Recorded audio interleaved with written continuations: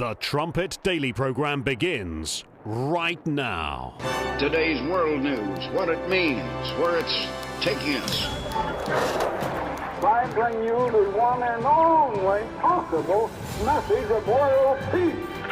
This is a message of hope, tremendous hope. And he said unto me, you must prophesy again. The Trumpet Daily program begins right now. Well, at least nobody died, right? Wrong. 122 million of the USAID money was given to terrorists. The Taliban is taxpayer funded. So was the Wuhan lab. So we're on a roll. The people spending the money can't even tell you why they're spending the money. USAID awarded $2 million to strengthen trans-led organizations to deliver gender-affirming health care in Guatemala. So to each of you this morning, does this advance the interests of American citizens paying for trannies in Guatemala to the tune of $2 million? Yes or no? Governor? No. I have no position. Of course you don't. $2 million for sex changes in Guatemala? Despite the blatant waste and corruption, there's a sinister side to all of the gay, lesbian, and trans money we're funneling into other countries. It's subversive. It undermines their traditional culture, their religions, and their governing authority. It divides these countries, it distracts them, and makes it easier for our government to exploit them. David Axelrod told Democrats who are defending this stuff, you're walking into a trap. In the complaint, the whistleblower claimed to have heard from White House staff that Trump had, on a phone call, directed Ukrainian President Vladimir Zelensky to work with his personal attorney at the time, Rudy Giuliani, to investigate Joe Biden and Hunter Biden. The whistleblower who triggered the impeachment was a CIA analyst who was first brought into the White House by the Obama administration. Reporting by DropSite News last year revealed that the CIA analyst had relied on reporting by a supposedly independent investigative news organization called the Organized Crime and Corruption Reporting Project, or the OCCRP, which appears to have effectively operated as an arm of the United States Agency for International Development, USAID, which President Trump has just shut down. Stealing hundreds of millions of dollars to promote woke. Did you see what happened yesterday where they found hundreds of millions of dollars of money was fraudulently given to newspapers and, I guess, Politico? I don't know. They're here. Good. I hope you're enjoying your breakfast. No, they gave money to all this out of U.S. aid. Right? USAID. It came out, hundreds of just tremendous amounts of money, had nothing to do with anything. This is a terrible thing that was experienced, but we're catching them left and right. We're catching them. We're catching them to a point where they don't know what the heck is going on. They can't believe they're getting caught. And I have great respect for the people that are doing it. Elon Musk is helping us on it. Isn't it amazing? Elon Musk, he revealed so much when he bought Twitter, all the corruption, the links between the deep state and these social media platforms in the lead up to the election steal in 2020. And now Jeroboam has returned. Elon Musk is heading up DOGE. And look at what he's discovering about USAID in particular. USAID. I think what was Kash Patel's book title? Government Gangsters? You see what these gangsters were getting away with. Now, the author of that book, Kash Patel, he's about to head up the FBI. So much corruption being uncovered, just as we said it would back in January of 2021. I'll get to that issue of the Trumpet here in just a second. You're listening to Stephen Fleury, and this is the Trumpet Daily. We appreciate you joining us on today's show. You can get to the live video stream of this program at trumpetdaily.com or at the Rumble channel, rumble.com/Trumpet Daily, or at YouTube. We've fired up the live stream at YouTube again.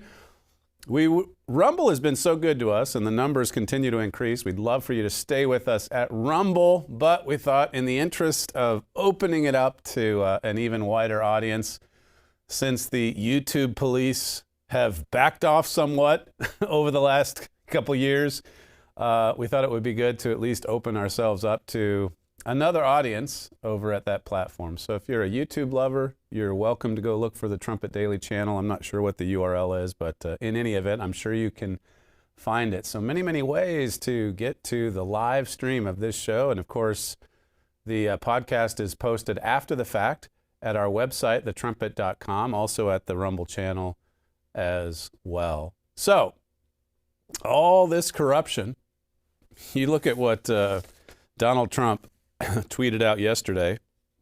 Looks like billions, this might actually be from this morning, it looks like billions of dollars have been stolen at USAID and other agencies, much of it going to the fake news media, just like he said there in the cold open.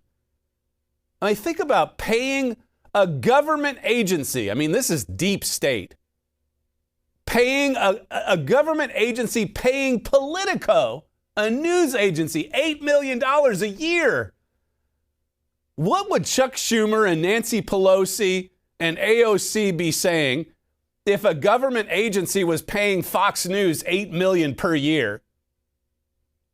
I mean, this is third world stuff. This is police state tactics.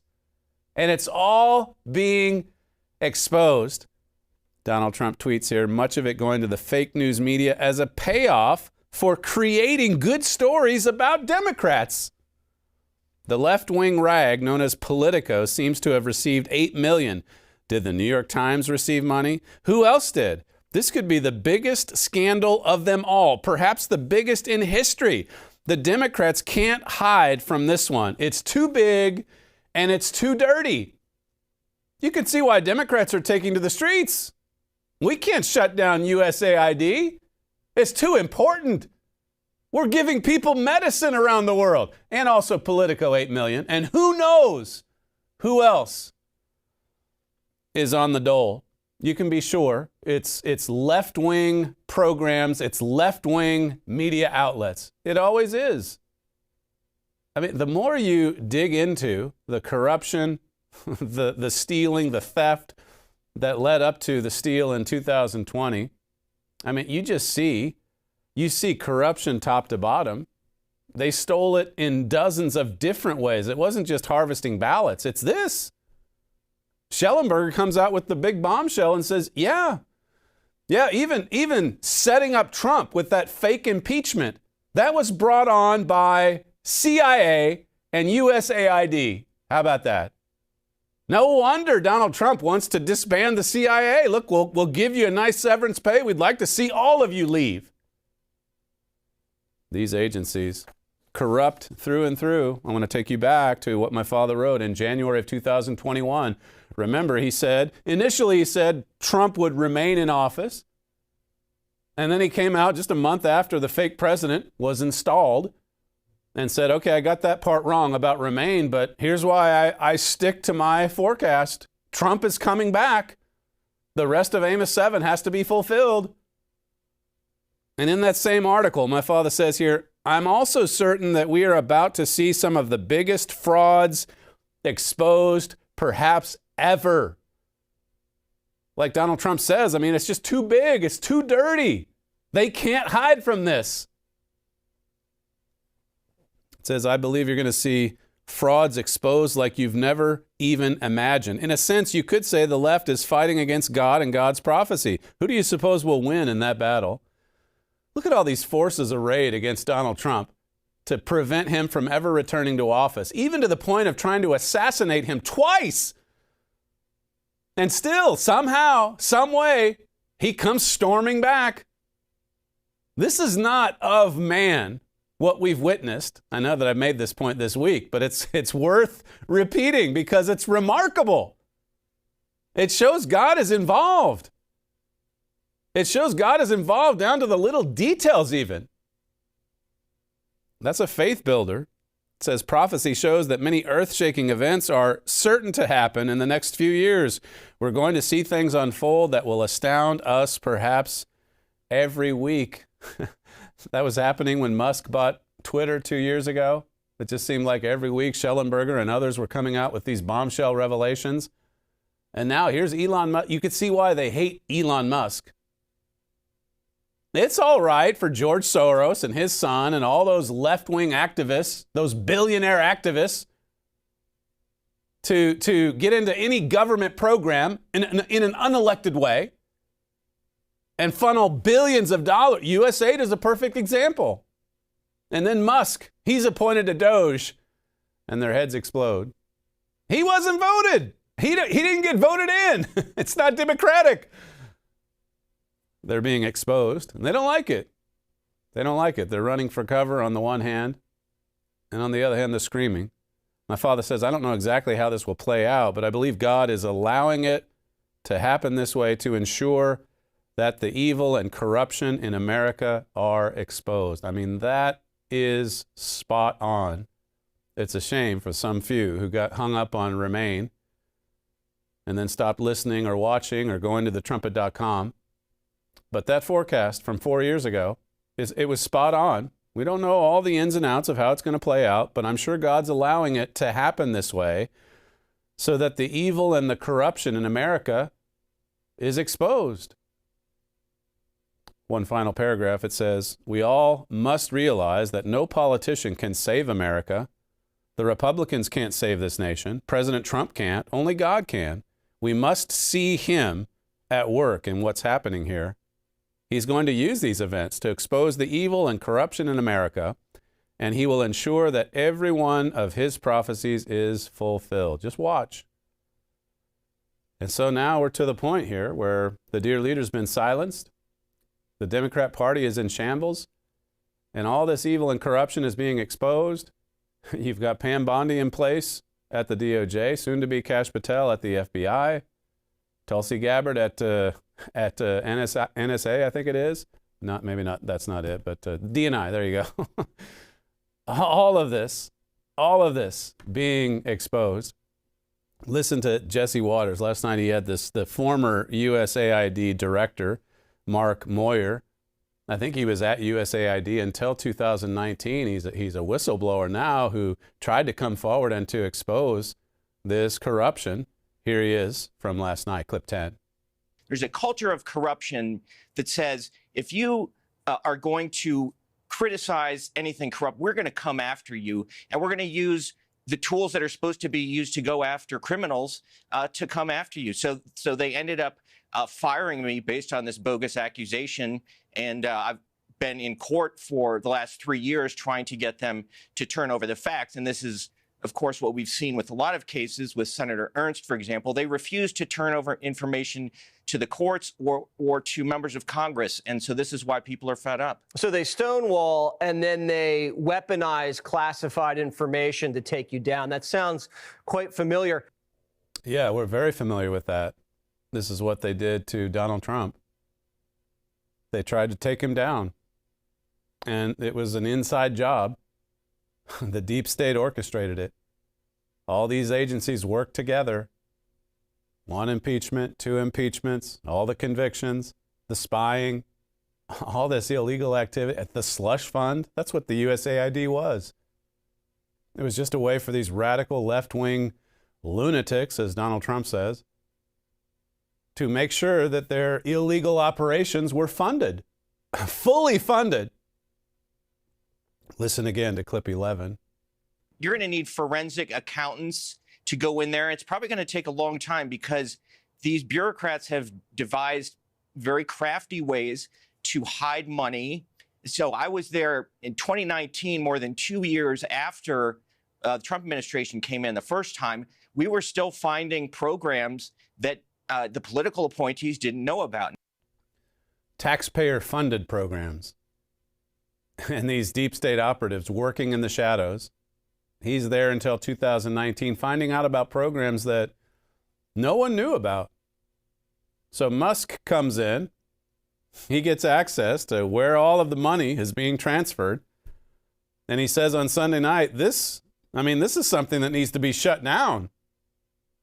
This is corruption. This is fraud. This is waste. Schellenberger tweeted, this was along with the video that you saw part of in the cold open. USAID's defenders say it's about charity and development in poor nation. It's not. It's a $40 billion driver of regime change abroad. You know, CIA, let's topple this regime overseas and make sure we fund the opposition from USAID. We're just providing aid, you know, just medicine. And now the evidence suggests that it, along with the CIA, were behind the 2019 impeachment of Trump, an illegal regime change effort at home. That's right, insurrection. Repeat after me, insurrection. That's what it was. That's what it is. That's what it's been all along. You can see why the fake insurrection was such a cherished narrative for them. And even when that began to be exposed by Tucker and others, I mean, Tucker, I think this is the main reason he lost his job at Fox News, because he exposed the fraud of the Fedsurrection. He started showing footage on his show of, you know, the Viking hat man that just kind of waltzed through the Capitol, escorted by the police. And then they want to put him in prison for what, 4 years? 4 years? The American Thinker has a pretty good expose on all the fraud, the waste, the corruption at USAID, this slush fund for Democrat operatives, basically. No federal agency epitomizes waste, corruption, and unchecked power. Think of it, unchecked power, like the U.S. Agency for International Development, USAID.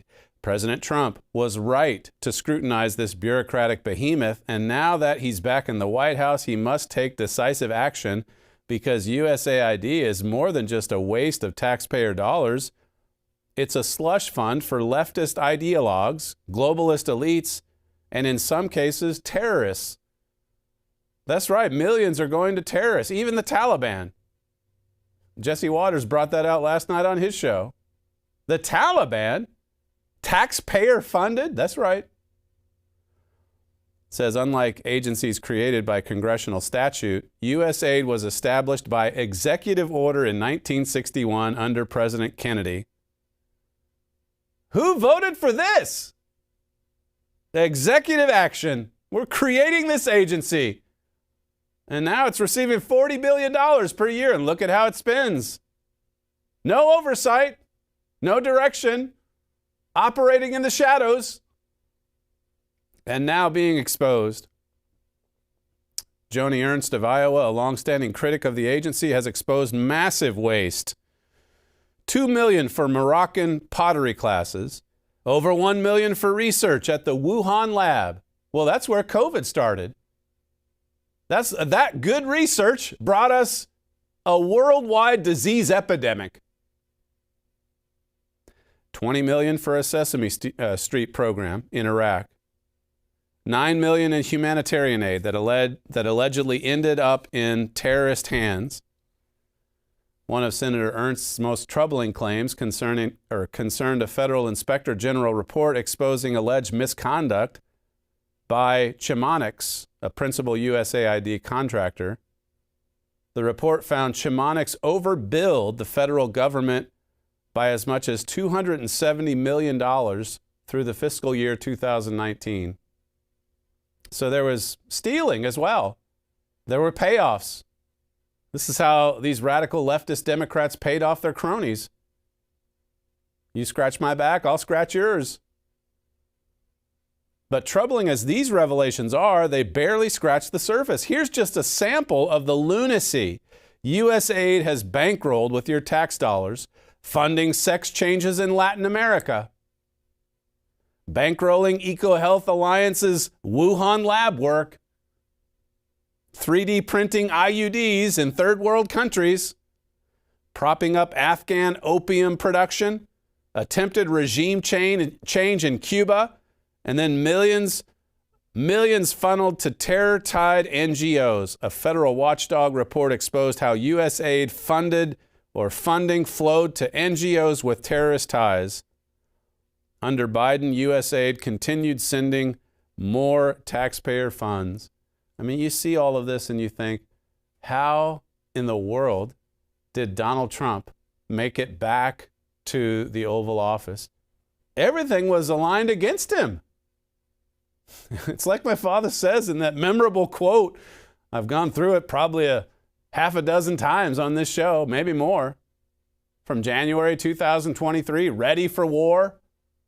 On the one hand, you've got all of these oppositions lined up against Donald Trump. On the other hand, you have Donald Trump standing virtually alone. How did he make it back? How did he survive all of these attacks? God had a hand in it. He certainly did. Listen to Donald Trump from yesterday, clip 1. Never give up. Never, ever give up. You can't. How about me? If I would have given up, I would not be here right now. Who the hell knows where I'd be? It might not be a good place. If it was up to the Democrats, it would not be a good place at all. He's absolutely right. He's kind of joking there, but where would he be right now if all of these deep state operations, if they were able to carry out their goals, their aims to destroy this man, not just politically, but destroy him? Politico comes out with a piece today, a nice one that's kind of complimentary of Donald Trump. How about that? They're exposed this week as being on the take from a U.S. government agency, $8 million. And now they're coming out and they're kind of singing praises for Orange Hitler. Can you believe it? He was ready, it says. Has any incoming administration been prepared for power? Never mind the first 100 days. Trump's team had a battle plan for the first 100 hours, and they executed it with stunning efficacy. From the barrage of executive orders to DOGE's all-out war on government, it has all been way bigger than anyone foresaw. Rudderless and bewildered, Democrats had no idea how to respond. I mean, this is the truth. But it's really, it's kind of a backhanded way of praising Donald Trump. They've been exposed as frauds.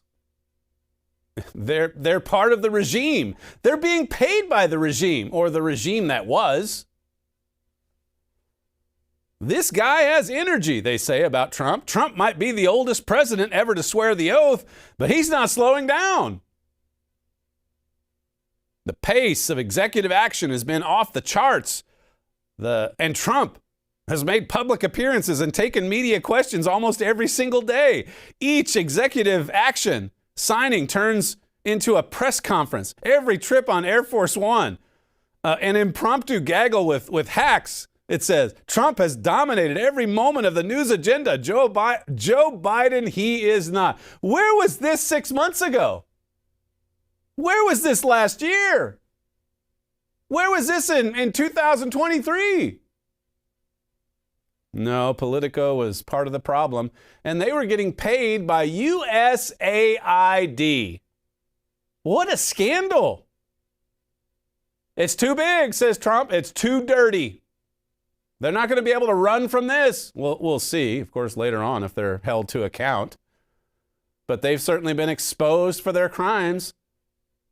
Look at how taxpayer dollars are being used. I mean, you could argue that income tax itself is illegal. But what about just given what the founders established? Breaking away from Britain and all the taxes and so on. They never intended for the state to charge taxes, an income tax. That came along later because of all these programs. I mean, the ones that came after the founders, they knew so much better. But what about taking income tax and using it for these programs that I just listed off? Or using it to pay off your cronies, or to give to the Taliban or other terrorist organizations, or to give it to the CIA and this other group. I forget the acronym, but it was working with the CIA, funded by USAID, there you go. To take down Trump. The CIA treated the return of Jeroboam as if it was some third world dictatorship that needed to be overturned. We've got to make sure that Trump never returns. These are supposedly Americans, patriots. in these offices, in these positions. No wonder Trump's offering them a buyout. I want to say goodbye to you people. You're crooked. You're gangsters. Government gangsters, just like Kash Patel says on the cover of his recent book. Government gangsters. Axios has a story, following on Politico there. Rave reviews of Trump's first 2.5 weeks from Politico, of all organizations. Here's Axios talking about Donald Trump and Elon Musk going after the deep state. It says here, the Trump administration's gutting of USAID is just a start. Elon Musk and President Trump's cabinet and advisors are combing through agencies to purge those deemed to be anti-Trump, anti-American, or too woke, top officials tell Axios. And then it goes on to talk about what Trump promised out on the campaign trail. This is exactly what Americans want. What Elon Musk is doing, it's what Americans want. They want to see it cleaned up. The CIA on Tuesday became the first major security agency to offer buyouts to its entire workforce. I mean, that's just stunning in and of itself. I played the clip for you yesterday, but still, a buyout for the entire CIA, the Central Intelligence Agency. That's how bad it is. That's how bad the sickness is. I mean, my father made a point way back in Great Again in 2016, where he said that, one particular strength that Jeroboam has is that he sees the evil. He sees the corruption. He sees it. And now, of course, he's in a position with much more power than he had in 2017, 18, or 19 to actually do something about it. Now, he actually has people like Elon Musk helping him to expose the fraud and the corruption, helping him to root it out, at least some of it. Trump promised during his campaign to root out the deep state.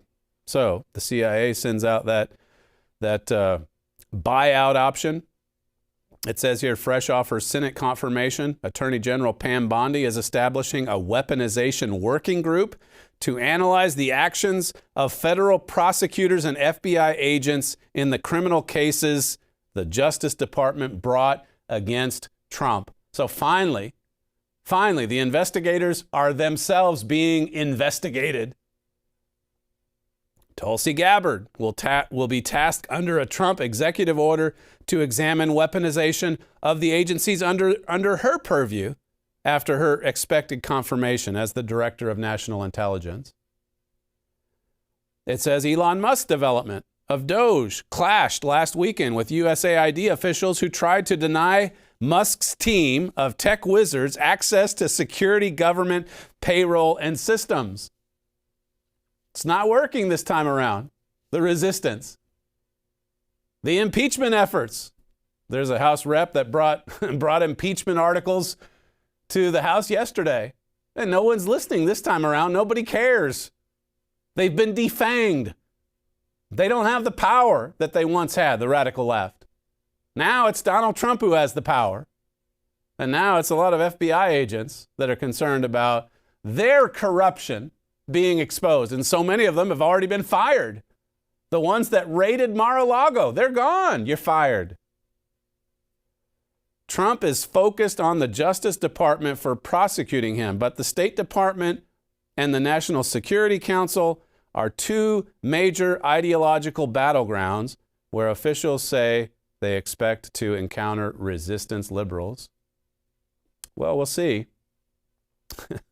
Those that have resisted to this point, well, they haven't provided a lot of resistance. Again, not like the first term, where it was so intense, it was so formidable that Trump spent 4 years. He did some good things in that first term, but I mean, for the most part, he spent 4 years defending himself.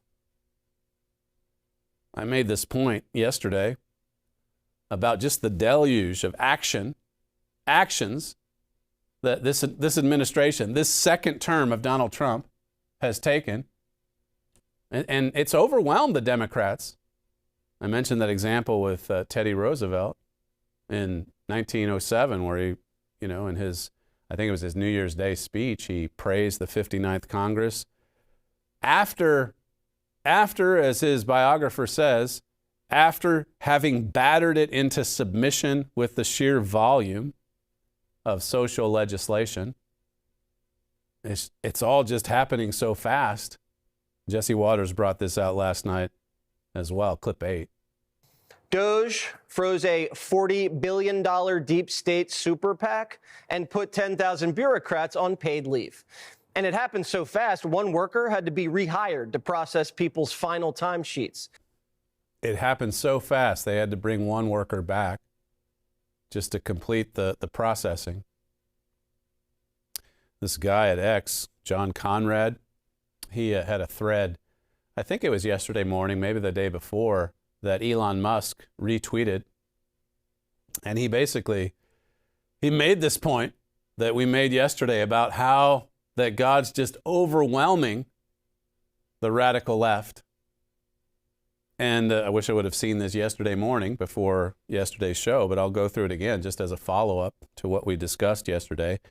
He says, I opened my New York Times app today. They're trying, but they can't keep up.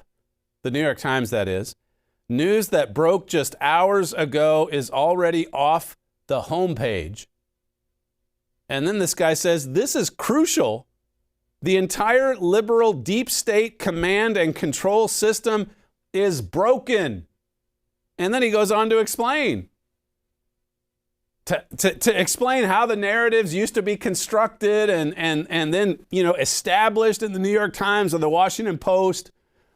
And then Joe and Mika would pick up on that as soon as they wake up the day of their show, Morning Meltdown, and it would carry right on through the news cycle on into Rachel Maddow at the end of the day.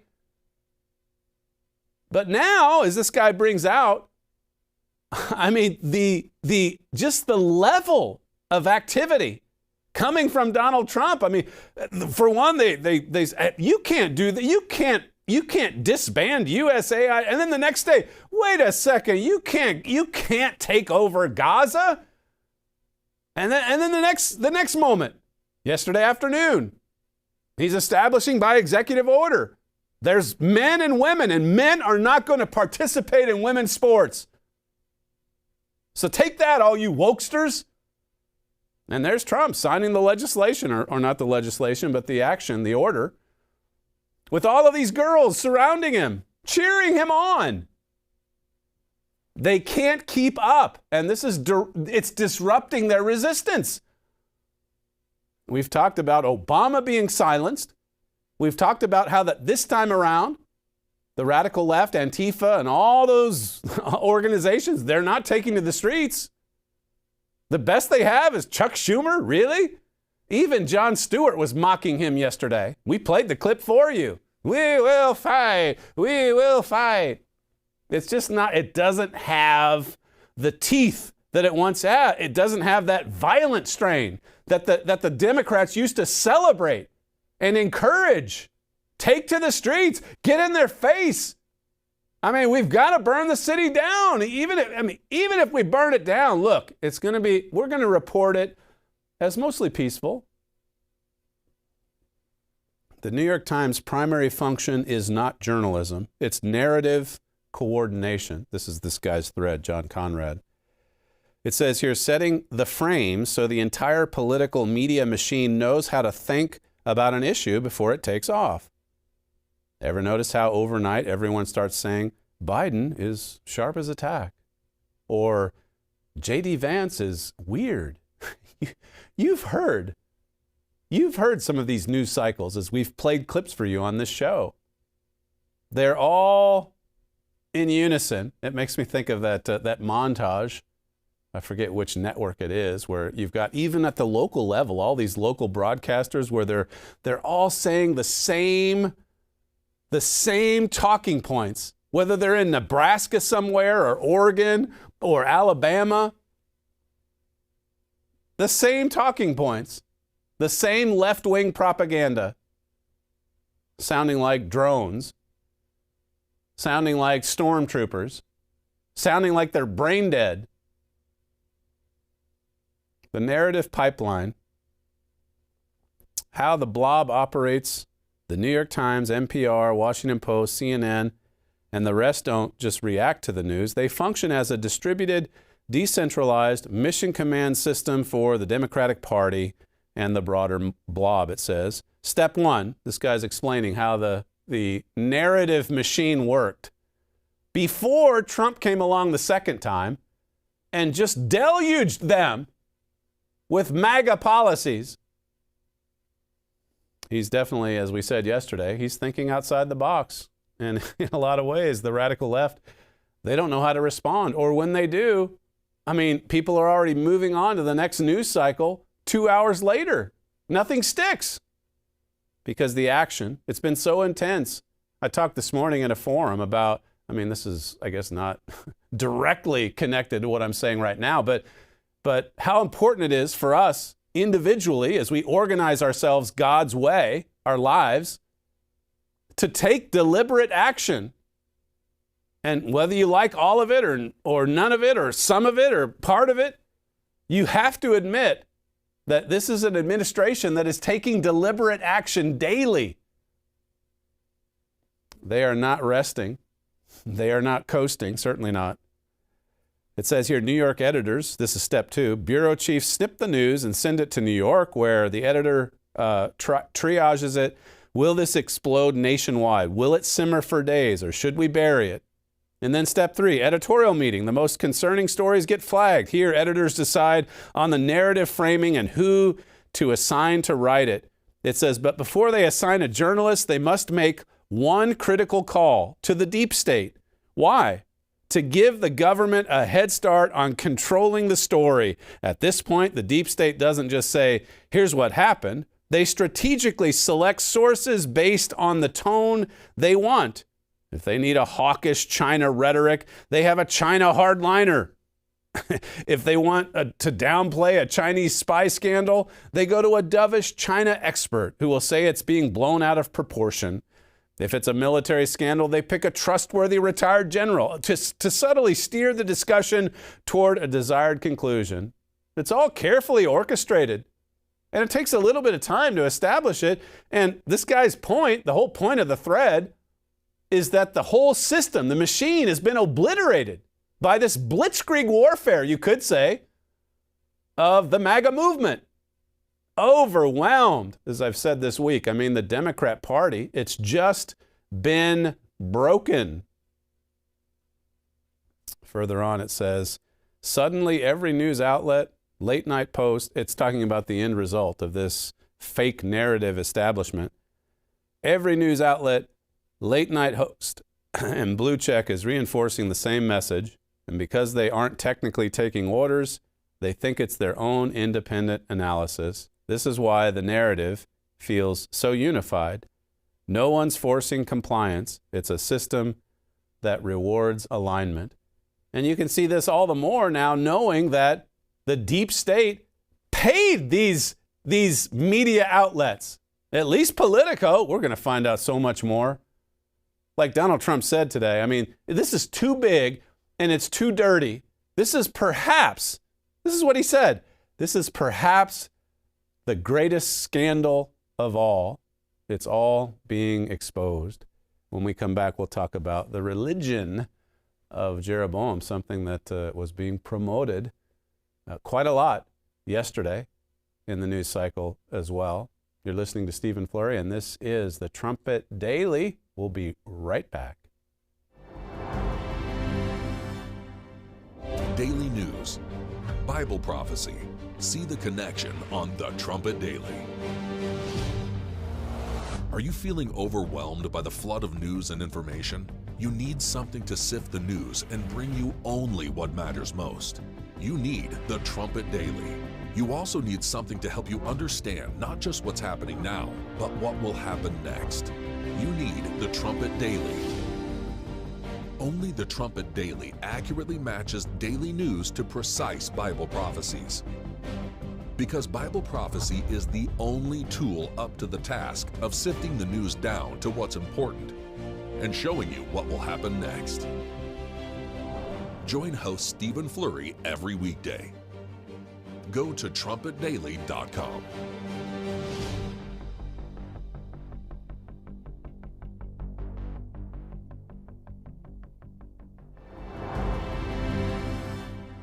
The statue of the great Roger Williams, who founded the state of Rhode Island, named its capital city Providence, and built the first Baptist church in America. It's Williams that we have to thank for making religious liberty part of the bedrock of American life. And today we must protect the fundamental freedom with absolute devotion. We must stand strong, just like generations of Americans have done on the battlefields all around the world. Feet away from the magnificent rotunda, another statue watches over visitors to the Capitol. George Washington, the founder of our country, often called for Americans to join together in prayer, very often. And more than 2 centuries later, this morning, we heed President Washington's wisdom and follow in his mighty footsteps. He was a strong man and of great religious strength. The stories of legends like Washington, Winthrop, and Williams remind us that without faith in God, there would be no American story. Every citizen should be proud of this exceptional heritage. We have an unbelievable heritage, and we have to use that. And that's Donald Trump from, I guess the date says Feb 6, so maybe earlier today. There he is talking about the nation's founding, the roots, the spiritual roots of George Washington and others. We can certainly use more of that. But if you think about, again, if you think about the state of religion in the United States, and just looking at, well, all that I discussed in the first segment, the corruption, the evil, the backstabbing, the character assassination, the unjust system of justice, all of these bogus investigations, impeachments, and whatever else. I mean, these are fruits of a sick system. And sad to say, one administration that is doing a good job of exposing it, it's not going to heal the sickness. It's not going to heal it. It's going to take, just like it took God to bring Jeroboam back, it's going to take God to heal us. And of course, we have to turn to God as part of the process. But we need to be purged. We need to be clean. I went through in Principles of Living this morning just the purity of a godly marriage and family. You don't see that anymore. Not much of it. This article I'll go through here in just a second. It talks about how that America's marriage material shortage, people aren't being prepared for marriage. More and more young people don't want to marry. And then, even though you have the announcement yesterday, there's just one man and one, or there's just man and woman. Those are the genders. It took us to this point, I guess, the early part of 2025, for what would have been common sense in the George Washington era. And yet we've just had so much confusion, so much angry division and strife. As you have all these deep state agencies promoting filth, promoting upside down living, promoting Sodom and Gomorrah. And one administration is not going to be able to fix that. The sins are still there. There may be a political resurgence, but will there be a moral resurgence? Listen again to President Trump from that same venue, clip 3. The earliest days of our republic, faith in God has always been the ultimate source of the strength that beats in the hearts of our nation. We have to bring religion back. We have to bring it back much stronger. It's one of the biggest problems that we've had over the last fairly long period of time. We have to bring it back. And if you know anything about Amos 7, I mean, it does have a thing or two to say about Jeroboam's religion. We need to bring it back. But as we see that movement gather steam and momentum, I mean, we're going to have to talk on this program about what true religion is, what it means to be a true Christian. And as our audience gets bigger and bigger, I mean, it'll be exciting to get the message out there. I told you at the start about the YouTube platform. I see that there's 3 people watching even as we speak. That's probably Sam, Jesse, and me, because I've got it up here on my computer right now. So there you go. Small beginnings. The mustard seed beginning starts in the smallest of ways, but it grows to be the biggest. My father writes in the New Throne of David book, I don't have that on the table here, but if you want a free copy of this book, you're welcome to call our operators and request a free copy. No cost, no obligation, nothing. We'll send it out to you free. The 800 number, 1-866-930-3024. My father says here, God is very upset with the prophetic nations of Israel today, America and Britain. America is chief because of its superpower status. And is it not Samaria, he says? Is it not about the sins of Jeroboam? Modern Israel is steeped in sin, and God gets very specific about what those sins are. They're the same sins that plagued Samaria anciently. Anciently, Jeroboam established a religion that had a form of righteousness. He ordained priests, set up worship services, and proclaimed holy days. But it was all a counterfeit. I mean, you see that a lot in the world today. You see it in Acts 8, when Simon Magus came along and was actually baptized and then wanted to receive the power or the authority to lay hands on people so that they might receive the Spirit of God. And the Apostle Peter said, I discern that you're going to be, you're really going to persecute the true church. You're going to be like a thorn in our side. And Simon Magus went off to establish this great religion. And you can see it if you honestly study the book of Romans. You see what Paul was encountering, or countering, I should say, in Rome when he wrote the letter to the brethren at Rome. There were a lot of no-law deceivers who were out there saying, in the first century, that grace abounds. Grace is all that matters. Grace covers everything, what you did in the past and what you'll do in the future. So we don't need the law of God. And Paul said to that, God forbid. That's not what I'm saying here. God's law is perfect and righteous and holy. God's law is purity, 100%. God's law is perfect.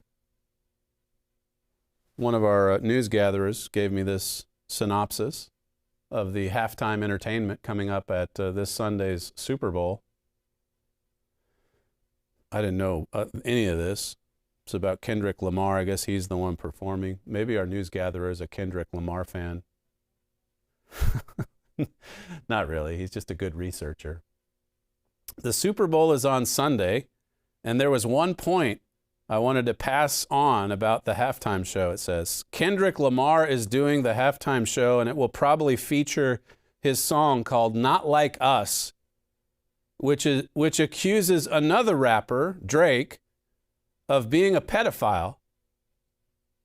It is a song full of hatred, sickening sexual imagery, and a spirit of John 8:44.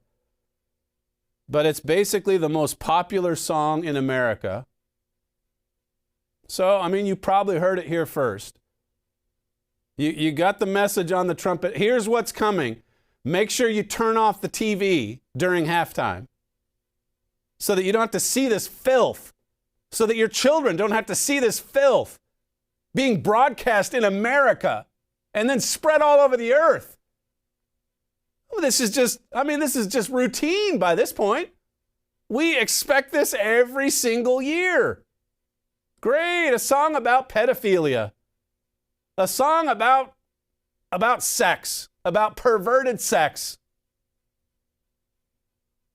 As I was telling the freshmen this morning, you have to be vigilant. You have to be on guard to keep your mind right. Jesus in the Sermon on the Mount said that you've got to be even concerned about what's going on in your heart about the lusts of the flesh. People today, even religious people, would just laugh at that. Oh, that's so, come on. That's so old school. We've moved on. We're progressive. There's nothing wrong with a little bit of pornography or a little bit of this or a little bit of that. We've got to be on guard and vigilant just to bring our children up in the way that they should go, like the proverb says, Proverbs 22. It says, this shows how there is no moral revolution. Satan still has a grip on the minds of people. Sunday will be yet another display of America's moral rot. It'll be on full display Sunday.